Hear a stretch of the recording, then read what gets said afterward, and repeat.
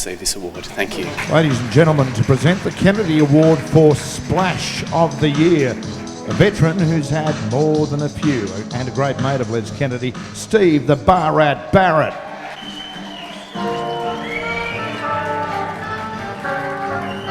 Firstly, I'd just like to back up the Commissioner of Police, Andrew Scipione, when he mentioned earlier in the night the efforts of one Adam Walters and Rebecca Richardson, who I will say will be a top journalist in her day.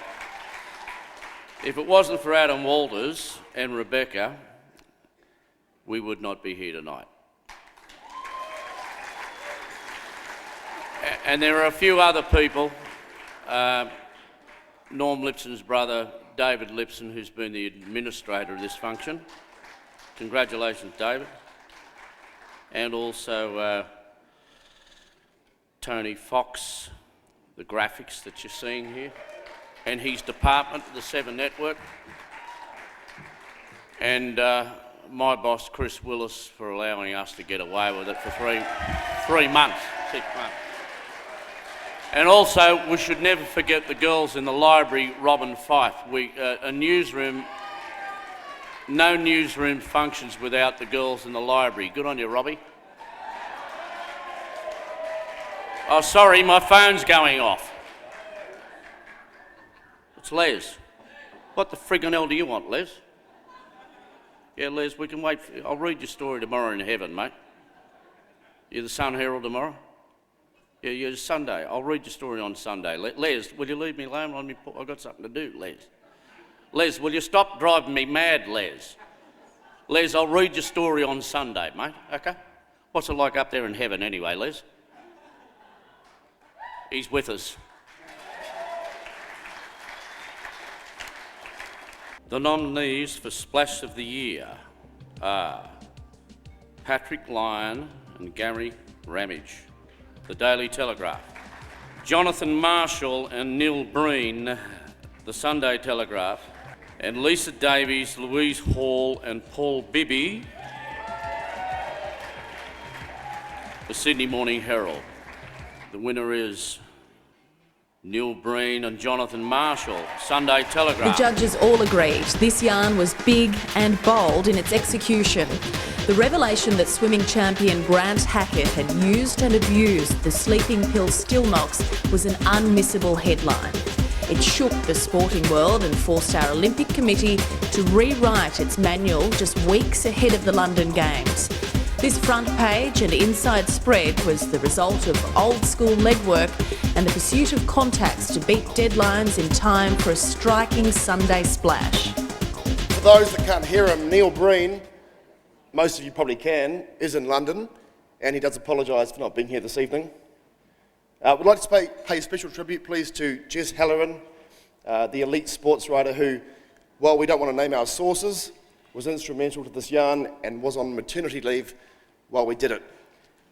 As a fresh Australian, only been in Australia for a few months, I'd also like to apologise to all of you that we may have had more gold medals had we not banned Stilnox. Breedy texted me a few hours ago and he did say that it's simply ironic that this award has been won, or at least finalist for, given that there were so many Saturdays where he was sitting at his desk calling Les Kennedy so many different names that I won't mention here. There were many yarns that Les was onto that Breeny simply wanted to have and was trying to get to, and he simply did want to tell everyone tonight that Les Kennedy was a hero in his view. So thanks very much. Now to present the award for Most Outstanding Illustration, please welcome legendary cartoonist and former colleague of Les Kennedy, Mr. Paul Zanetti. Australia is a breeding ground for the world's best press artists, illustrators and cartoonists. Philip Adams blamed it on the water. I say it's the beer. Tonight we recognise 3 nominees in the inaugural Best Illustration category. And those nominees are Simon Bosch, Fairfax; Mario Lenvey News Limited; and John Shakespeare, the Sydney Morning Herald.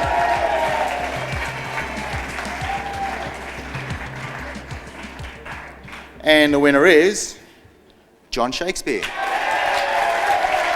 Thoughtfully conceived and beautifully drawn, Shakespeare illustration immediately conveys its message crisply and effectively.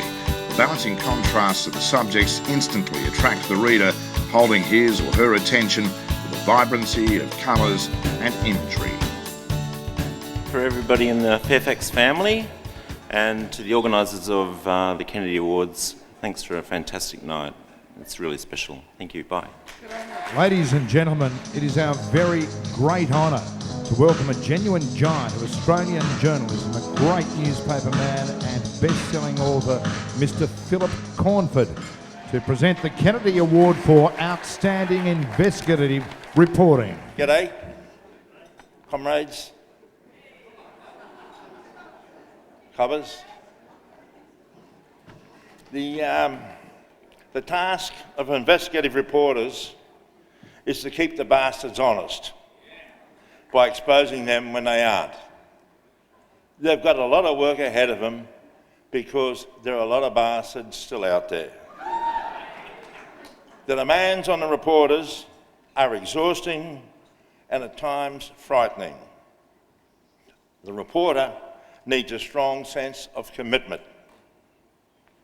Two absolutely essential qualities are integrity and a ruthless examination of the information the reporter is receiving and the actions and the motives of informants whose identities must be carefully shielded.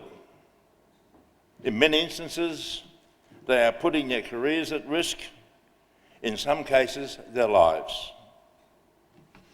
For the reporters, it can be a very lonely job, fraught with the risk of failure and more. Yet there is not a good reporter who would turn down the challenge. All these qualities have been amply displayed by the three finalists who are Linton Besser, Sydney Morning Herald, Natalie O'Brien, Sun Herald, and Kate McClymont, the Sydney Morning Herald.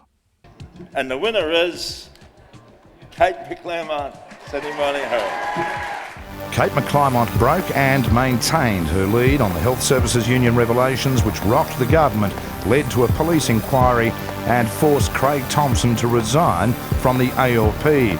It's been a blockbusting series of yarns still having widespread legal and political ramifications. Hey, fantastic. Thank you so much. Tremendous. And look, I'd really like to say thank you so much to my wonderful colleague, Linton Besser, who is fabulous, and also to Natalie O'Brien, who is also fantastic.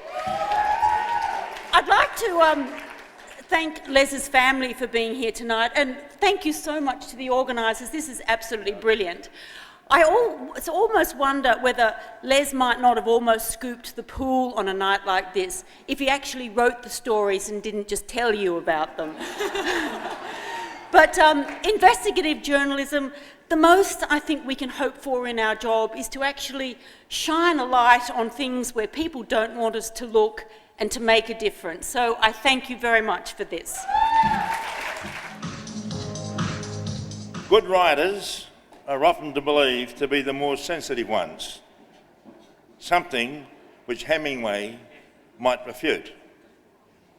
A more basic reality is that good writers must first be good reporters, for it is what the story reveals, the events it records, the participants it tells about, the nuances of plot and character, the tension of structure and realisation that are the vital difference between a good piece and a great read.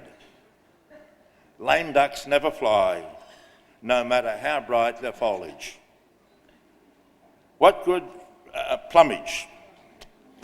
writers often share is a feeling of identifying with their subject as if they are personally involved.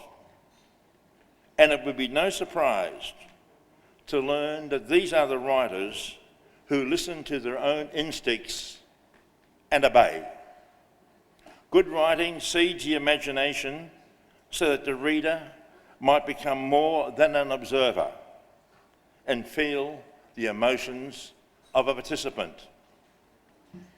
The Good Writers Award, the candidates are the Outstanding Writer Award. Mark Whittaker, The Good Weekend, Sydney Morning Herald.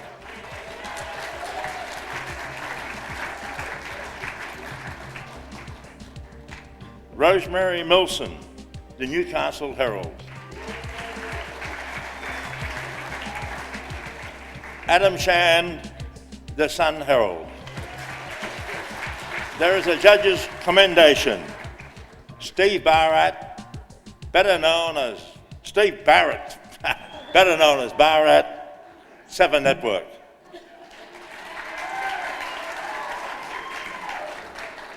The winner, Mark Whittaker, The Good Weekend. Sins of the Father is a classic tale of dishonesty. NRL star Brett Stewart has always denied and was cleared of sexual assault charges against him. This feature focuses on the alleged victim's father, a man with a serial fraudster past. Whittaker's insight into the father's bizarre and erratic behaviour and lifestyle is compelling reading and asks some serious questions about a case which continues to divide people. A fascinating yarn, extremely well told. Well, I'd like to thank Ben the Pastek at The Good Weekend for wanting the story, and my wife Amy Willisey, who's my editor-in-chief. She improves every story I do, and to Les, you know, I did 2 books with Les, and just how chuffed would he be to see this tonight? He never got any awards in his life, I think, but this is the ultimate award, and I'm going to tear up. Sorry, it's beautiful.